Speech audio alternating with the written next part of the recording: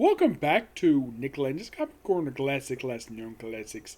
This is episode number 1471 and Doubleshot number 1365.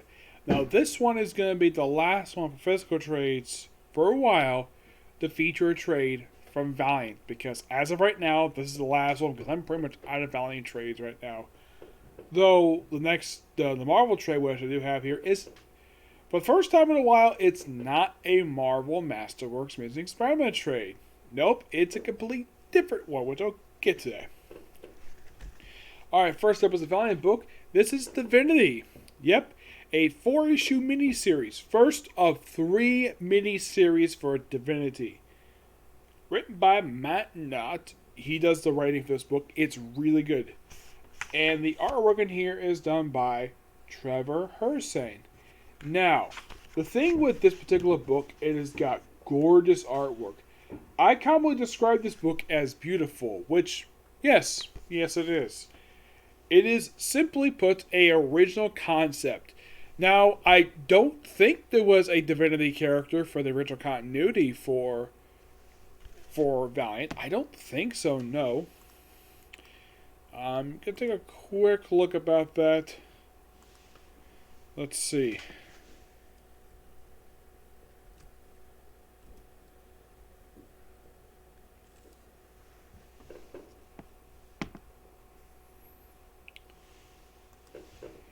Let's see. Nope, it's the original concept for this era of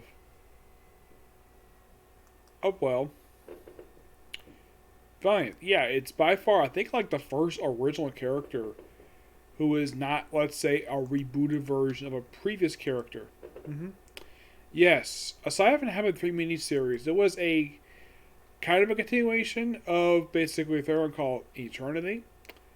I probably will review it at some point. The thing with all the miniseries for Divinity, they're all 4 issues. Yep. And, well, this one came out February to May of 2015. Yeah. Roughly 6 years ago. Yep. The main character of this book, his name is Abram. He is a black man in communist Russia.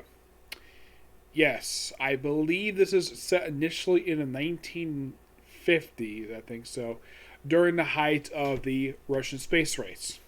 Well, of the international space between Russia and America. Now, they think initially the plan is to go to the moon, but their plan is to go to the edge of the galaxy.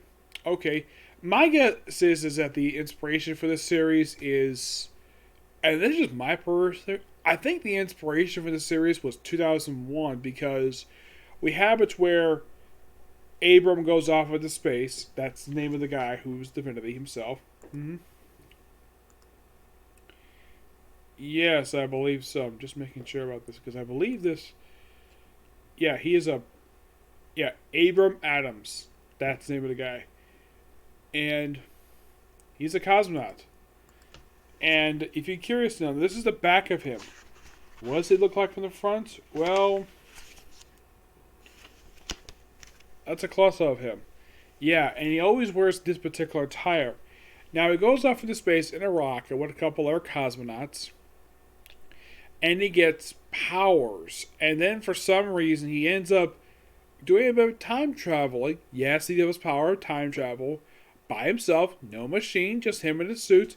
And goes straight to present day. Yep. Oh, they do have it where he's going through the training. He's he basically has no problem accepting going to his program because he has no blood ties. He said, for relationships are forbidden, even though he's already in a relationship with a woman who's white. And she ends up pregnant and says, okay, I'm leaving tomorrow. Because it's true. So, he pretty much is pairing, just do a lot of running, build some cardio up. He has shown the suit prior to him putting it on, of course, which is great to see that. And he puts on. Surprisingly, for a guy who's an astronaut, they mentioned him going in a rocket, okay?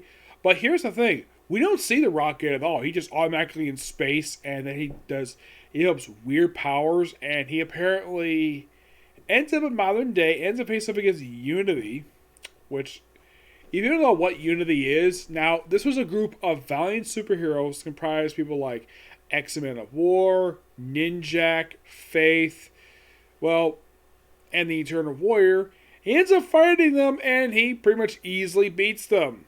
Yes, Divinity is easily beating Valiant's most powerful superheroes in their universe. And he also ends up basically trying to go back to where his wife is.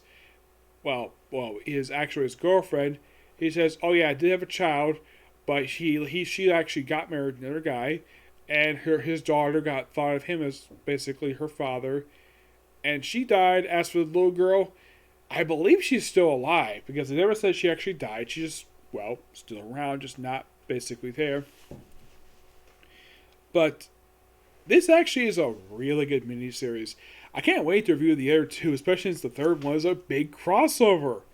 Yes, it's basically, what if communist Russia ruled the world? Yeah, that's going to be interesting to talk about. Yeah, this book is great. I give this book here's a surprise for you. I give this a 10 out of 10, despite the fact that I don't like the fact that he pretty much just pretty much like beats the crap out of the valiant superheroes very easily. Alright, next up it is Nova, the Human Rocket Afterburn. This collects Nova Volume 6, issues 7 through 11, written by Sean Ryan. Yep, we pretty much reached the end. Now, I last reviewed this run like a while ago. I've never known exactly why my local library never got their hands in this book. Yeah, I thought that was kind of weird. As far as I can tell, there has been no explained reason for this at all.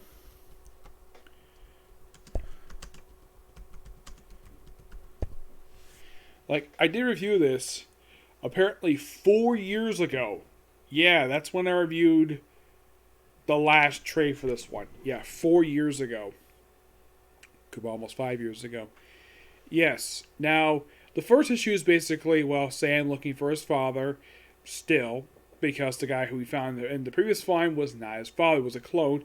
He ends up running the clone and basically continues searching, but then he basically gets contact with Tony Stark, and that leads into basically the final issues of all New Ultimate Avengers prior to Civil War II.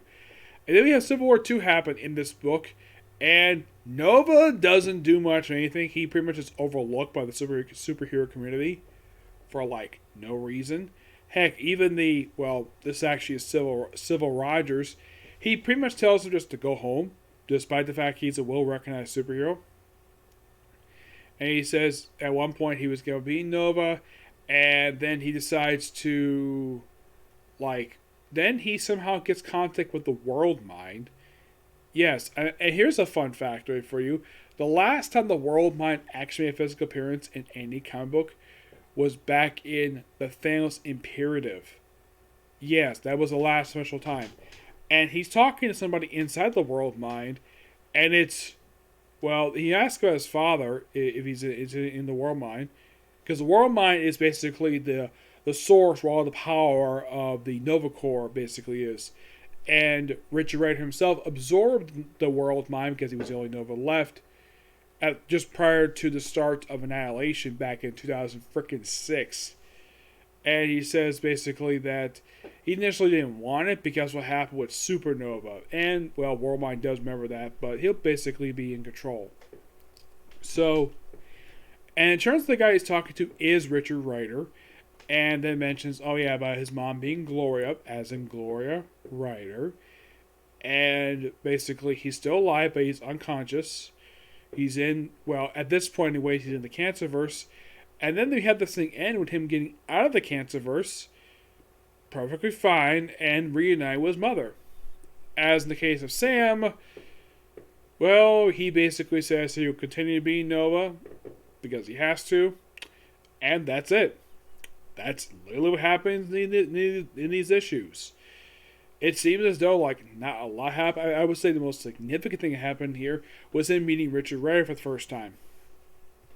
Who, at this point in time, people were still thinking the man was still dead, thanks to the events of Thanos the Imperative. Well, of course, as they're expanded upon by Michael Bendis 3 years later, justify, yeah, he got trapped in the Cancerverse and he got out.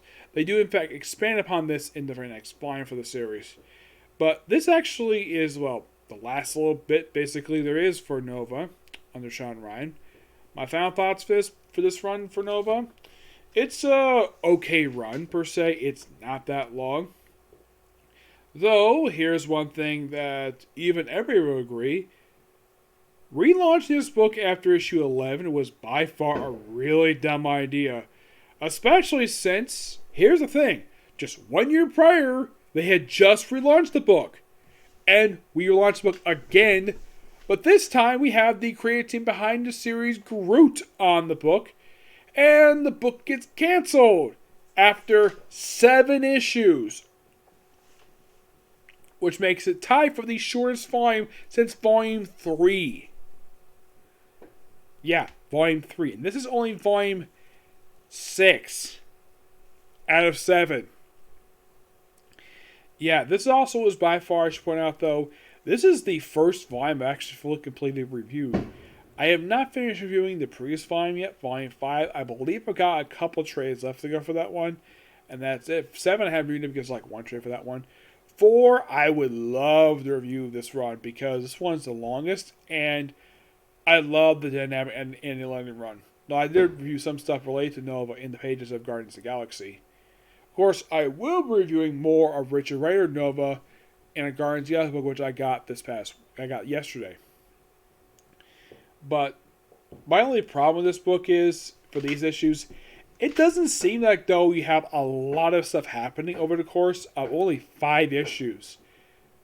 And you finish reading this and you're like, wait, did Nova finish his plot? The whole thing with Nova trying to find his father, that plot thread to date has never been resolved. The next volume doesn't even deal with that at all. Yeah, this plot thread has been unresolved for the past 5 years. Yes. And as what Nova's done since the book ended, well, he mostly just appeared in Champions. And that's it. Because Marvel just does not care to give him his own book again. Because they think, well, it sells too well? Well, it's Marvel's prerogative. Like, oh, book's not selling well.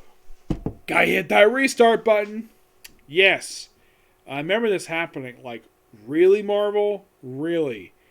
You had just relaunched this book the previous year after Secret Wars, like everything else did, but like in the case of Iron Man, because the fact Civil War 2 happened, it's one of those books that had to get relaunched. But Iron Man should last for 13 issues before it renumbered to its triple digit numbering. This book, on the other hand, didn't. Like, it got restarted and then just ended. It just stopped. It got canceled.